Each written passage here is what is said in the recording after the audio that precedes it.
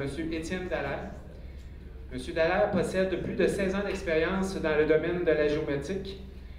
Avec l'équipe de Cancel depuis 2013, il s'occupe des besoins de mobilité et de géomatique, principalement au niveau des marchés municipaux, des utilités et des ressources naturelles. M. Dallaire a préalablement fait partie de l'équipe des ventes d'Estrie Canada pendant 8 ans. Il possède également un baccalauréat en génie géomatique à l'Université Laval, ainsi qu'un MBA de EC, Montréal. Fait que bienvenue, M. Dallaire. Merci. Donc, bienvenue à tout le monde et on a hâte de vous présenter cette présentation sur les solutions géospatiales mobiles. Plusieurs d'entre vous, villes et municipalités, ont des projets déjà de mobilité. D'autres ont sans doute déjà des idées de faire des projets de mobilité. Donc, j'espère que cette présentation va être pertinente pour vous. Au niveau municipal, il y a plusieurs services, il y a plusieurs besoins qui nécessitent des technologies géomatiques pour l'acquisition et la gestion des données géospatiales. On peut penser à l'imagerie aéroportée par drone aussi. On peut penser à la cartographie mobile par LIDAR, par imagerie également. Aussi, il y a des technologies plus classiques par arpentage, avec les stations totales, par exemple. Mais il y a aussi une technologie qui peut être très simple à mettre en place et très efficace, qui peut répondre à plusieurs de ces besoins. Je vais vous parler de GNSS cartographique, qui permet d'avoir une proximité avec les entités à collecter, d'interagir avec elles. Des exemples de besoins, on peut tout simplement avoir un besoin de consulter de la donnée sur le terrain. Au bureau, on a plus accès facilement à différentes applications pour consulter de la donnée géospatiale. Sur le terrain, ça peut être par exemple une équipe de travaux publics qui a besoin de consulter l'état de l'information sur la dernière inspection de Bonne Fontaine. Donc, on a besoin d'une solution pour avoir accès à ces données-là de manière facile et efficace. On peut tout simplement aussi vouloir cartographier des entités. Donc, ça peut être carrément des nouvelles infrastructures comme les panneaux de signalisation, par exemple, ou on peut vouloir ajouter des instances à des données qui sont existantes en gardant la même structure.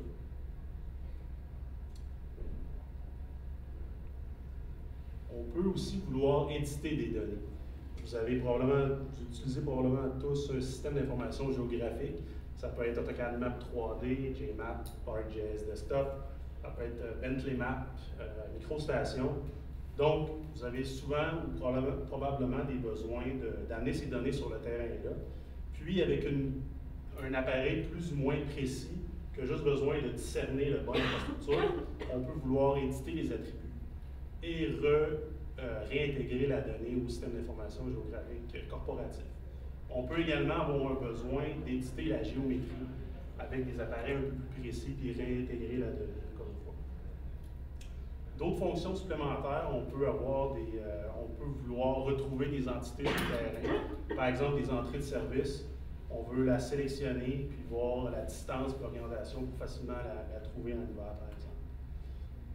D'autres fonctions, qu'est-ce qu'on peut faire sur le terrain? Bien, on peut avoir tout simplement mesurer les distances sur le terrain, calculer des superficies, des longueurs de conduite, par exemple, avec en ajoutant des lasers, par exemple, à des appareils GPS. On peut calculer des dégagements, des hauteurs d'attache des poteaux électriques, par exemple. Si on a la matrice graphique, par exemple, on peut décider, savoir sur le terrain directement si un arbre, par exemple, est réglé au public. Ces fonctions-là sont supportées par différentes applications. Je vais en présenter quelques-unes, mais d'abord, tout ça pour dire qu'on parle de géométrie puis de coordonnées, oui.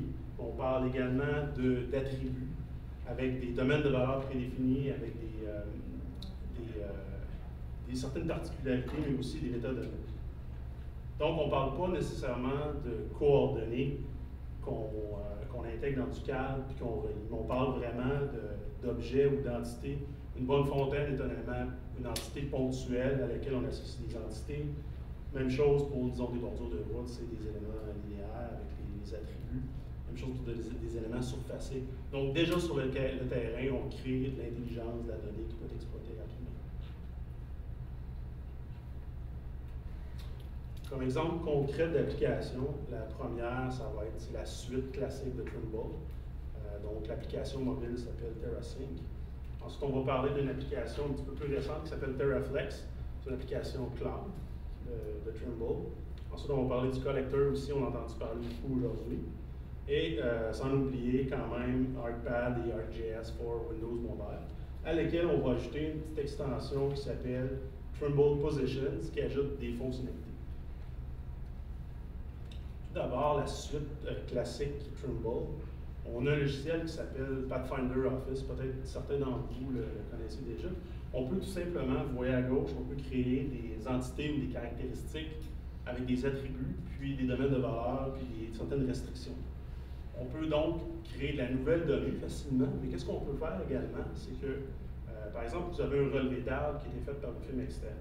On peut importer cette donnée-là dans votre système, puis recréer le dictionnaire de données. Puis, par exemple, pour une valeur quelconque, ben, on peut associer toutes les autres valeurs possibles, en sorte que la personne, quand elle va aller sur le terrain, ça va être facile, à partir d'un menu déroulant, de collecter cette donnée-là. Sur l'appareil, sur l'application TerraSync, ben, on peut tout simplement sélectionner la bonne entité, par exemple, une bonne fontaine. On voit la précision en temps réel en fonction de d'autres données qui sont déjà disponibles. On a le formulaire de collecte de données qu'on a déjà créé, qu'on peut facilement compléter avec des valeurs prédéterminées comme on veut. Des fonctions aussi de navigation, comme j'ai expliqué, avec soit une orientation puis une distance, par exemple. En bref, certaines particularités de cette option logicielle-là, ben, ça permet, entre autres, on peut décider d'afficher certaines données en fonction de valeurs d'attributs directement sur le terrain. Il y a toute la configuration GNSS, puis les sources de connexion qui sont paramétrisables. On peut collecter des données brutes aussi pour faire du post-traitement. Puis, on peut combiner aussi l'appareil à des localisateurs, par exemple, pour détecter des détecteurs, plutôt des localisateurs, pour détecter des conduites. Ça peut être avec des sonars, ça peut être avec des distancemètres, des lasers externes aussi. Deuxième application qui s'appelle TerraFlex, peut-être qu'il n'y en a pas beaucoup ou aucun d'entre vous le connaissez, cette application-là. Bref, ça permet de créer ton dictionnaire de données sur le web, le diffuser, puis à l'aide de différentes applications ou différentes plateformes, on peut collecter la donnée, la resynchroniser. Puis sur le web, on peut exporter en différents formats. Ça, c'est le gabarit sur le web pour créer les différents formulaires. Les formulaires ont des champs qu'on peut glisser, déposer pour créer notre propre application. C'est évidemment personnalisable. On ajoute les champs qu'on veut. Ça peut être des champs photos, des champs, des notes manuscrites, des menus, des choix multiples, par exemple, sans oublier les métadonnées qui sont peuplées automatiquement, mais qui sont souvent négligées, mais très importantes pour le futur, pour prendre les meilleures décisions possibles, avec une décision sur les éléments de prévisualisation qu'on veut voir avec nos données. Sur l'appareil mobile, si on voit qu'un iPhone, une application qui s'appelle Infrastructure municipale, ben on peut voir les données qu'on collecte sur la carte. On peut en sélectionner une, voir en haut à droite, 7,1 mètres, naviguer vers cette infrastructure-là. On peut voir la fenêtre de prévisualisation en bas. Qu'est-ce qu'on peut faire aussi? Bien, évidemment, on peut sélectionner l'élément, on peut visualiser la donnée, la mettre à jour. Également les métadonnées, comme je mentionnais. Vous voyez tâches ici, c'est la version avancée de l'application. En fait, c'est un abonnement annuel, c'est une application cloud, si on veut. Les tâches, dans le fond, c'est des données que vous assignez à un utilisateur. Par exemple, si vous voulez faire l'inspection de 100 panneaux de signalisation, il faut assigner ces données-là. La personne reçoit une tâche, puis peut faire mettre à jour les données pour son inspection. Puis une fois que c'est complété, on voit la progression. Ça se met à jour sur la donnée principale. Différentes particularités de l'application. En bref, qu'est-ce que je voudrais dire dans le fond, c'est que c'est une application qui est disponible sur plusieurs plateformes, iOS, Windows Mobile, Android. C'est une application, je pense que j'ai déjà mentionné, qui est hyper facile à utiliser. Il y a beaucoup de développement qui est fait par Trimble, ça fait 1 an et quelques que ça existe. de plus en plus, il y a de plus d'appareils GNSS externes qui sont supportés. Je vais en parler de quelques-uns. Collector, bon, peut-être qu'il y en a déjà parmi vous qui l'utilisez déjà. En gros, ben, Collector, c'est quoi? C'est consulter la donnée d'ArcGIS Online directement sur le terrain, à partir des cartes de base de ArcGIS qui sont publiées par SRI. Mais aussi, ça peut être, comme ici, on voit la ville de pas de Granby, mais de Victoriaville, avec la carte communautaire, donc son propres données qui sont rendues, qui sont rediffusées, en ajoutant évidemment les données opérationnelles qu'on peut consulter et qu'on peut éditer au niveau des attributs. Une particularité, on voit, c'est qu'on a une bonne gestion des fichiers attachés. Sur le terrain, on peut prendre des vidéos et des photos, mais aussi à l'inverse, on peut assigner des fichiers à chacun des entités. Comme par exemple, ici, c'est une bonne fontaine, on peut assigner la fiche descriptive à l'entité, donc ça, c'est facile de visualiser l'information technique associée. En gros, pour résumer l'application, c'est une solution qui est très facile à utiliser pour les utilisateurs d'ArcGIS. Puis aussi, c'est une des seules solutions que c'est toute la donnée partout pareil en même temps, peu importe la plateforme. ArcPad, bon, c'est une autre application plus conventionnelle, c'est un système d'information géographique sur le terrain que tu peux coupler aussi certains capteurs externes, intégrés évidemment à ArcGIS. ArcGIS pour Windows Mobile, ben, peut-être un peu moins connu, mais quand même qui permet d'axer sur les tâches ou les flux de travail. C'est une gestion centralisée de l'application qui est faite par un expert au terrain, un géomaticien, pas au terrain, au bureau par contre. On peut encore une fois lire les données avoir les données sur ArcGIS Online. Donc on pourra avoir un utilisateur qui collecte la donnée avec cet appareil-là, puis une autre série d'utilisateurs qui utilisent ArcGIS Online sur le collecteur par exemple. Trimble Position, ben, c'est une extension qui s'ajoute à ArcPad ou ArcGIS pour Windows Mobile, qui permet toute la gestion des corrections, du monitoring GNSS, puis capter les données brutes qui ne sont pas possibles avec ArcPad ou avec ArcGIS pour Windows Mobile.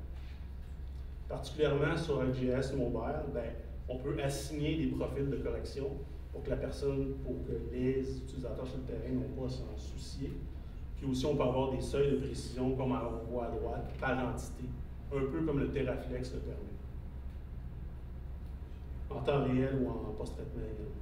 Donc, Trimble Position, ça permet trois choses. Ça permet de faciliter le déploiement, ça permet d'être pleinement intégré à ArcGIS, puis aussi, ça permet d'avoir une pleine confiance en la qualité des données.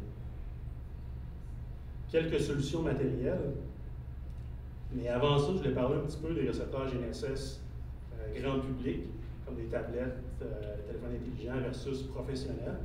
Je pense que c'est important de faire une certaine distinction. Donc, en gros, il y a le nombre de satellites qui sont disponibles qui fait une différence. On parle de quelques satellites à quelques dizaines de satellites, donc ça a une incidence sur la probabilité d'avoir ton maximum de précision. On parle aussi des fréquences. Les appareils bifréquences gèrent mieux les effets ionosphériques, qui est la principale cause d'erreur sur les signaux GNSS. Évidemment, les multitrajets, principalement mitigés par le design de l'antenne. Puis un fait à noter, mettons que vous faites un relevé sur collecteur avec un iPhone, ben c'est susceptible à des multitrajets, donc l'interférence à les signaux qui rebondissent sur les structures jusqu'à 150 mètres. Sensibilité de l'antenne telle qu'elle, différents algorithmes de calcul aussi. La question des sources de correction qu'on peut gérer avec les appareils professionnels, que ce soit en post-traitement également. Puis aussi la performance dans des environnements rigoureux comme en hiver, par exemple.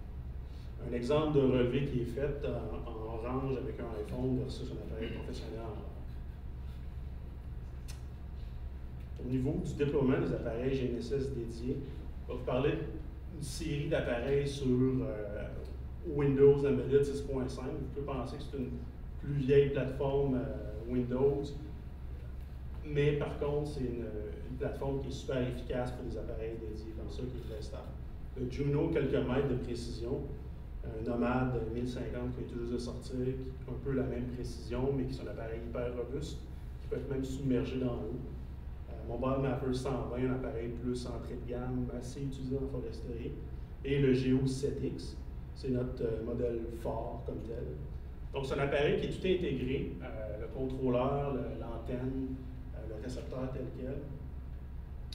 Avec un Geo7X, on peut s'attendre, au fait, selon nous, c'est l'appareil GNSS cartographique le plus performant dans l'industrie. On peut voir en rose des positions sans correction telles quelles, mais avec certaines sources de correction, comme avec notre réseau CanNet, on peut s'attendre à voir des précisions jusqu'au même microcentimétre.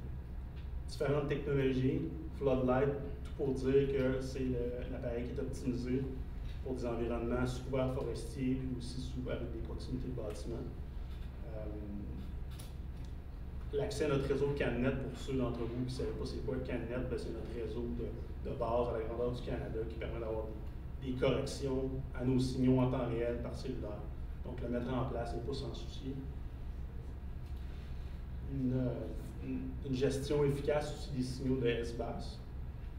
FlightWave, ça permet par laser de non seulement prendre des coordonnées à distance, mais également prendre différentes largeurs et hauteurs, par exemple.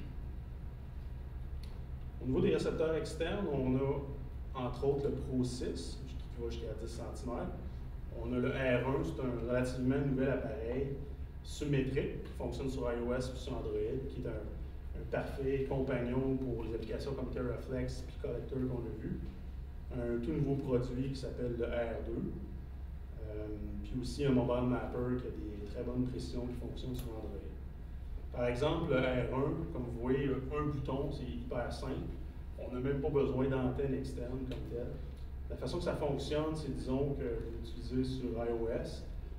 Il y a une application pour configurer les sources de correction, couplée à l'appareil, évidemment, puis visualiser certains paramètres GNSS. Une fois qu'on a fait ça, on peut basculer notre application favorite. Mobile Mapper, c'est un peu le même concept, je vais aller quand même rapidement.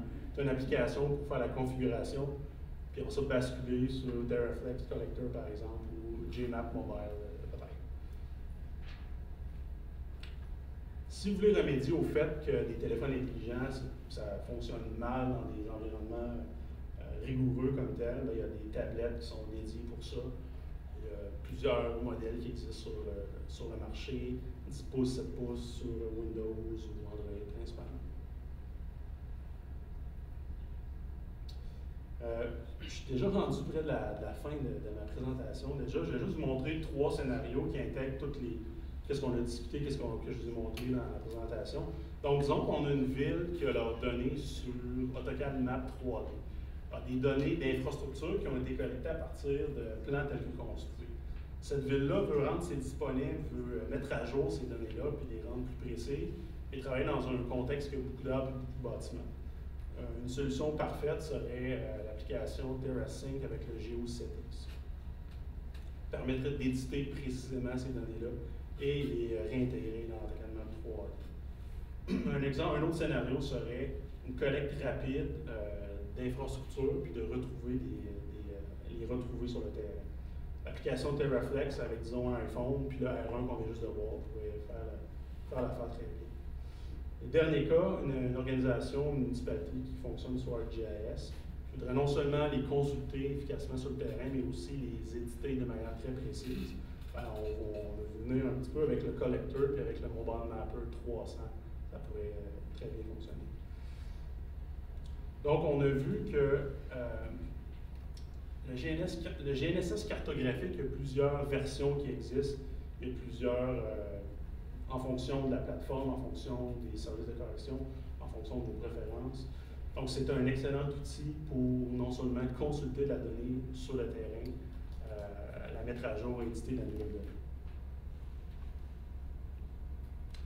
Cancel, on est non seulement expert en mobilité et en géomatique, on a de l'expertise au niveau de l'arpentage, de la construction, de l'impression au grand format, de la gestion documentaire, du BIM aussi. Donc, on a un kiosque ici. Si vous avez des questions, on a les différents appareils que j'ai montrés. Ça me fait plaisir d'approfondir tout ça. C'est tout. Merci.